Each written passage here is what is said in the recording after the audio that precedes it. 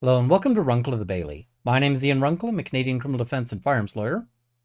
So there's been an update in the case of Peter Cahill. And if you don't know what this case is about, Mr. Cahill was a homeowner and he woke up because he heard stuff going on. And so he decided to check that out and he determined that somebody was breaking into his truck. He then went and confronted that person. The person turned, and at least according to Mr. Cahill, that person turned around rapidly with their hands sort of clutched to their chest, and he thought that that was a gun in their hands, and he fired twice and killed the other person, which was Mr. Stiers, John Stiers. So as a result of that, Peter Cahill was charged with manslaughter, and at his first trial, he was acquitted. The jury did not convict Mr. Cahill. So if he was an American, if this case had happened in the US, that would have been the end of it. It would have been, it's over, and Mr. Cahill walks free. However, we're in Canada, and in Canada, the double jeopardy rule is a bit different. Canada allows the government to appeal from an acquittal. The double jeopardy rule only kicks in once all of the appeals are exhausted. So as a result of that, the government appealed, and the case got appealed up all the way to the Supreme Court of Canada. And the Supreme Court ultimately determined that the jury instructions were improper, that basically they should have been given different instructions to consider whether or not Mr. Cahill might have provoked the confrontation by going outside in order to see what was going on. So essentially, this says that if somebody is breaking into your vehicle, you might bear some responsibility for a confrontation if you decide to go and, stop them. You essentially have a responsibility to some extent, let someone break into your car, because ultimately the sentencing judge had some opinions about this. So this has been a very contentious case because there was another trial that had a mistrial, and ultimately Mr. Cahill was convicted of manslaughter at a new trial. So he's been convicted, and just recently he was sentenced. So I don't have the sentencing decision. I don't know if it's a reported decision. It doesn't appear to be online anywhere. However, there are news reports about this, and I've been getting a bunch of questions. So I thought maybe we'll do a video now, and if a sentencing decision comes out, then we can go over that in some detail. But the ultimate sentence on this was 8 years, which is a pretty steep punishment. When we look at the punishment for manslaughter, and I can bring that up here, manslaughter is actually a really strange charge in some ways because the range on sentencing on it is tremendous. So manslaughter notes, every person who commits manslaughter is guilty of an indictable offense and liable, where a firearm is used in the commission of the offense, to imprisonment for life and to a minimum punishment of imprisonment for a term of 4 years. So there's a 4-year mandatory minimum if a firearm is used, but in any other case to imprisonment for life. That imprisonment for life just means that's the maximum sentence, but it doesn't specify a minimum if a firearm is not used. So the minimum, in theory, they can say we're going to give what's called an absolute discharge, which means no punishment whatsoever. But because in this case a shotgun was used, the mandatory minimum punishment was 4 years. Now, on sentencing in this particular case, the defense was arguing for the 4-year mandatory minimum, and the prosecution was arguing for 10 years. Ultimately, the sentence was closer to what the prosecution was asking for. They ended up imposing an 8-year sentence. So, it seems to me to be fairly strict here. Now, the justice there had some comments, and I'm relying on an article out of the CBC here. I'm really hoping that this decision gets published, or if I can get a transcript, I'd love to go through it in some detail, but that'll be for down the road.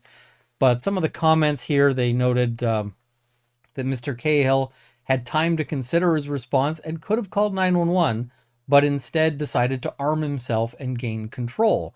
This is kind of interesting because there's a bunch of other cases previously that had found that that was not an issue, where somebody had, for instance, seen somebody breaking into their vehicle, this exact scenario, and had gone out to investigate that with the aim of stopping the break-in, but had armed themselves because that might be dangerous.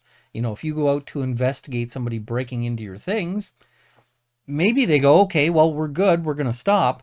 Or maybe they just decide to stab you or shoot you or just beat you to death. All of those are possibilities. I mean, I myself am a fairly small person.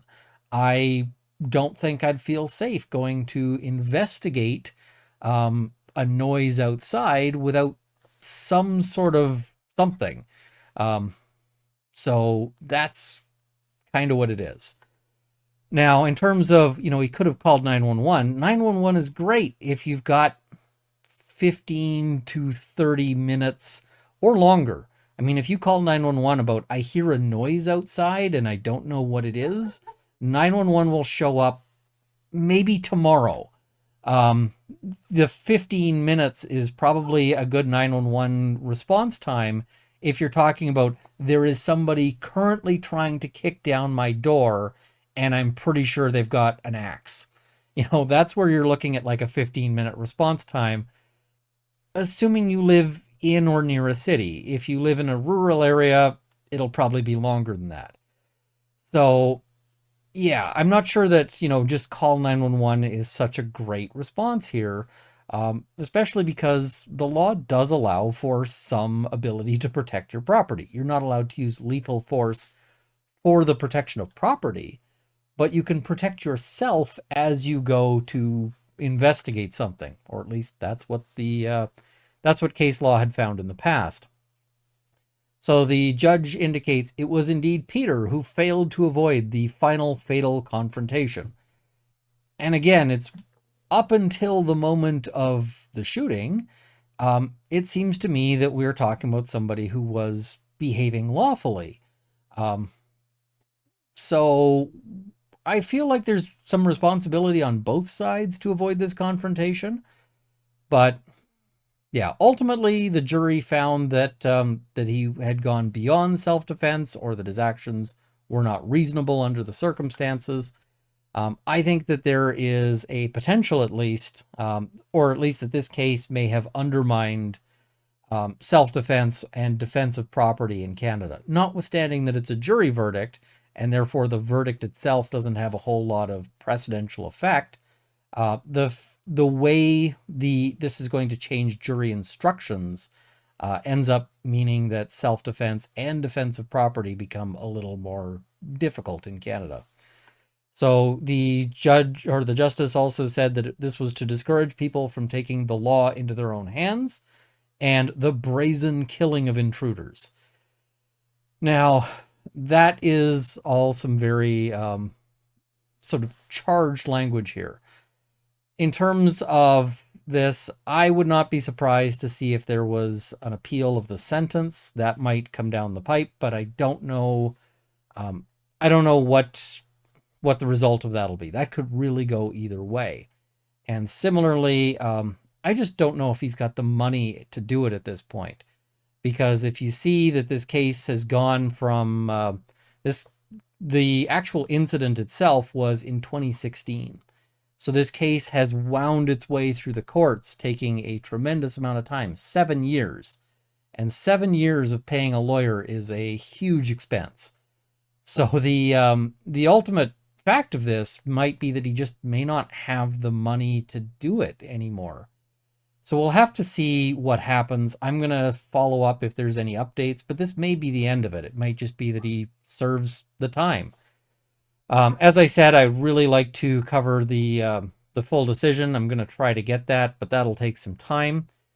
And yeah, I'm not terribly happy with how this case went down, but ultimately I think that this is a case that makes nobody happy. The sort of group there, the Six Nations that Mr. Stiers is a part of, was also not happy about this.